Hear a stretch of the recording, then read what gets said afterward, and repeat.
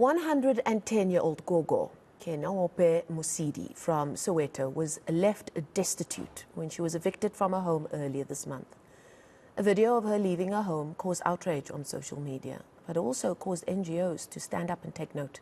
One of them was Act Now, who will be holding a fundraising event in Soweto with the hopes of raising enough money to get her a new home. For more on this now, I'm joined by Act Now chairperson, Teboho Lerole. Thank you so much for joining us, Teboho. Let's just go back to that video. And you know, we live in a time where a video goes viral in the morning and by this afternoon we've forgotten it because there's another video that's gone viral. What was the first thing that went through your mind when you saw this video? I can recall exactly what happened the day. I was busy. We've got a GBVF in Daba that we're working on. My sister shared the video with me. I literally just dropped everything. I mean, here we are all witnessing an elderly person being marched out of a home. In fact, evicted, to be quite exact. No empathy, no sympathy whatsoever. And we had to get up. We had to do something. We had to act now, you know. And one of the interesting part is we have affiliations with another organization called the Edward Billion Foundation, which focuses a lot on social development and social upliftment of affected communities. And for us, we felt that there's a need to get involved and there's a need to try and call out South Africans and find a solution on how do we assist Gogo. And she is not 110 years, by the way, she is a century. She's 100 years. Wow, okay, but you know, give or take 10 years. Absolutely. I mean, that is still an age to be lauded and celebrated. You know, I'm of the belief that a society should rightly be judged by how we treat our most vulnerable. That includes our elderly, our children, our disabled, and almost every day in the news, we actually show stories where it shows that we are failing so horribly as a society.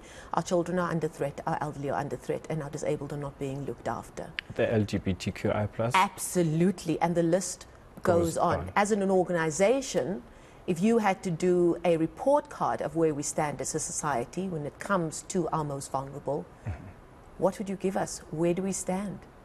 We are at the poorest of, or the lowest of the statistics. I mean, gone are the days where we as South Africans had an element of Ubuntu. You know, I wish the days of Nelson Mandela could revert back, or we could somehow, you know, try and... Or was that even real? It was at the time when Nelson Mandela was here. You know, growing up as a child under Mandela's leadership, you know, when he spoke, South Africans came out and everyone wanted to help. But we were hopeful as well. Yeah, but we still have a few that will go out and would want to change the status quo, you know. For example, we went out on social media and we couldn't stand it. We wanted to find out what is the easiest way of trying to help Gogo. Nobody's got 350,000 rand lying on the floor, and for us it was, how do we get back Gogo's house? How do we buy it back from the owner, you know? And I mean, in this day and age, we can not whether you're an owner or not, but how do you march out an elderly woman as old as she is, you know? At least they could have given her other ways of handling the situation or handling the eviction. But we also hear that the process of the matter has been running for a good 3 months. But nonetheless, Gogo is 100 years. But as well, we also have departments like the Department of Social Development. When they realize, you know, I got a message from Minister Lindy Wezulu who said, when I got the news, I immediately sent out my team to make sure that Gogo is put in a safe place, you know. But it doesn't end there. For us as an organization is to say, how do we reinstate Gogo's memories, Gogo's ideal way of living? I mean, Gogo wakes up, I'm sure, every morning and she expects her porridge or her tea and a coffee. Now we're talking about Gogo is at an old age home with total strangers, as much as she must have made some friends by now.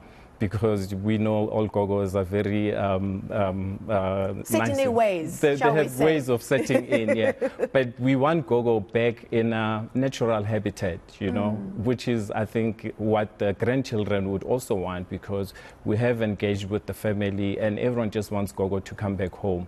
And hence why we had to come up with a way of creating a benefit concert, and we asked all South Africans to contribute. And I mean, we are sending out a call to say we have a gogo who's 100 years. By right, we should be celebrating her. We should acknowledge the fact that she has reached 100 years. You know, not many people get to a century. Absolutely, and the stories she can tell of what she has seen this country at its lowest point and seen it change and Absolutely. Get it to its highest point, and then whatever has come after that. Tell us about this event that you're planning, how people can find out more and how they can help. I also want to commend the team players or stakeholders that came on board. Disofeng is the first organization that jumped on board. They are based in Meadowlands, which is very close to Gogo in Zone 1 in Meadowlands. They will be hosting the benefit concert. We also have the team from Lunaco Production and Stage. They are giving us sound and staging for Gogo. All tickets are available at CompuTicket. Per ticket is $200, and we are requesting everyone to purchase tickets. And what's also beautiful about all of this is it doesn't mean if you cannot come to the concert, you won't be able to see it. You can view it virtually. And if you are not interested in seeing the concert, I'm sure you can contribute. We are also asking corporate South Africa to also pitch in to contribute. We're all doing this for And gold. what's going to be at this show? Let's entice we are people going to to go have so that it can be artists. a celebratory event We've as well. asked South African artists to come on board, from comedians, from personalities on TV. We have the list is full, you know, and we are going to be rolling out our campaign, and it's going to be a first of its kind. You know, we're going to fundraise in literally a week's time, and we're hoping that we would have raised as much as R1 million for Gogo. Sure. And what's also beautiful about what we're doing is we're not touching any of the money. We want to put Gogo's money in a trust, and we want Gogo to dictate what should the money do, you know, and that's the beauty of us coming together as civil society organizations and wanting to help Gogo. So that's on the 22nd of October. Gogo's benefit concert is what the ad says, from 12 p.m. to 12 a.m. Yes. That's a turn-up of note, as the young people would For say. sure. At a Disofeng pub and restaurant. You said that's in the Meadowlands. In Meadowlands area, of course, one of the most famous areas in Johannesburg. 200 rand per person at CompuTicket. And I'm sure if people go onto your social media platforms, they can find out how to buy tickets. Or if they live in another part of the country but they want to contribute, I'm sure that information will be available as well. And the concert will be virtual as well. You know, you can watch from anywhere where you're coming from. But very important, let's fundraise for Gogo. It's only $200. You know, people can pitch in fours and contribute $50 in order to get a ticket for 200 rand. But I'm also crossing fingers and asking corporate SA to jump on the bandwagon. Okay, fantastic. Thank you so much for your time. That was Thank you. Act Now Chairperson Teboho Lerole. Thank you so much for your time Namaste. and all the important work that your organization continues to do.